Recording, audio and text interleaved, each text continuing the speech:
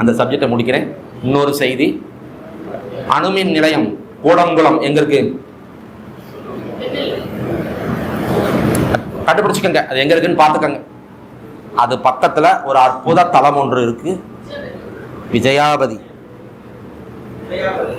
அந்த விஜயாபதியில வந்து விஜயா பதி போட்டுக்கங்க, அவ்வளவுதான்.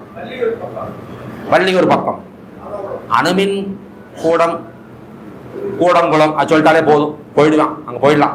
அதுதான் அதை ஒரு லேண்ட்மார்க்கை நான் சொன்னேன். அங்கே போங்க. விஸ்வாமித்திர பகவான் இந்த உலகத்திற்கு காயத்ரியை தந்தவர் அவர் தான். ஒரு மறக்க முடியாத ஒரு மந்திரங்களிலே மிகச்சிறந்தது காயத்ரின்னு சொல்லி வேதங்களே போற்றக்கூடிய அந்த காயத்ரியை இந்த பூமிக்கு தந்த அற்புதமான ஒரு மகரிஷி விஸ்வாமித்திர பகவான். அவர் அங்கே யாகம் வளர்த்து மிகப்பெரிய ஆற்றல்களை பெற்றிருக்கிறார். அவருடைய யாகத்திற்கு காவலாக தில்லை காளி வந்து நின்று காவல் காத்ததாக ஐதீகம் உண்டு. காளி தேவியோட ஆலயம் உண்டு. அவர் தில்லையிலிருந்து வந்த காளி. அவருக்கு ஒரு பிரச்சனை வரும்போது காளியை தியானம் பண்றாரு. காளி தேவி வந்துட்டாங்க, என்னப்பா வேணும், எனக்கு கொஞ்சம் செக்யூரிட்டி வேணும் அப்படிங்கிறது.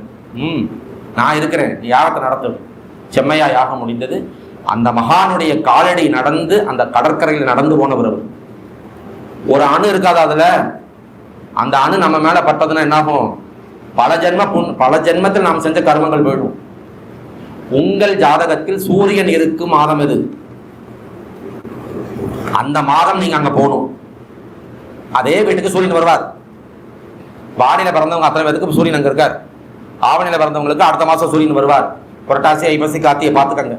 அந்த மாதத்தில் அங்க போய் புற்றுமண் எழுதிக்கங்க, பசுங்கோமியம், துளசி சாறு, இந்த மூணும் எடுத்துட்டு போகணும். அல்லது அங்க ஏதாவது யாரையா வச்சு ஏற்பாடு பண்ணிக்கங்க. புற்றுமண், பசுமாட்டு கோமியம், துளசி சாறு மூணையும் கலந்து உங்க உடல் முழுக்க தேய்க்கணும். தேய்ச்சு நல்லா 1/2 மணி நேரம் காய விட்டுறணும். காய விட்டுட்டு அப்படியே போய் கடல்ல இறங்கணும். ஒரு மூங்கு போட்டு எந்திரிச்சு வந்து மணலில் படுத்து வலப்புறமாக 5 ரவுண்டு சுத்தணும். 5 ரவுண்டு சுத்தணும். சுத்தி முடிச்சு கடல் மண்ணெல்லாம் ஒட்டியிருக்கும். மறுபடியும் போய் சமுத்திர ஸ்நானம் பண்ணுங்க. திரும்பி வந்து படுங்க. இடப்புறமாக 5 முறை சுத்தணும். அங்க பிரதர்சனம் பண்ணணும். அப்புறம் மறுபடியும் எந்திரிச்சு போய் 3ஆம் முறையாக அங்க கடல்ல சமுத்திர ஸ்நானம் பண்ணி திரும்பவும் வந்து மறுபடியும் படுத்து வலப்புறமாக 5 முறை வலம் வந்து அதன் பிறகு நீங்க எழுந்து வந்து ஒரு நல்ல தண்ணியில குளிச்சு உங்கள் உடம்பை சுத்தம் பண்ணிக்கலாம். வருடம் ஒரு முறை இதை செய்யுங்கள். நவகிரகம் உங்களை தொடாது. அவங்களுடைய பவர் வந்து உங்களுக்கு மோஸ்ட்லி உங்களை அட்டாக் பண்ணாது. எவ்வளவு கொடுமையான ஒரு தசை, மோசமான ஒரு புத்தி, ஒரு மோசமான சூழல் நடந்தா கூட அப்படி இலகுவா போயிடும். அதனுடைய பவர் வந்து 10% தான் தாக்கம் தரும்.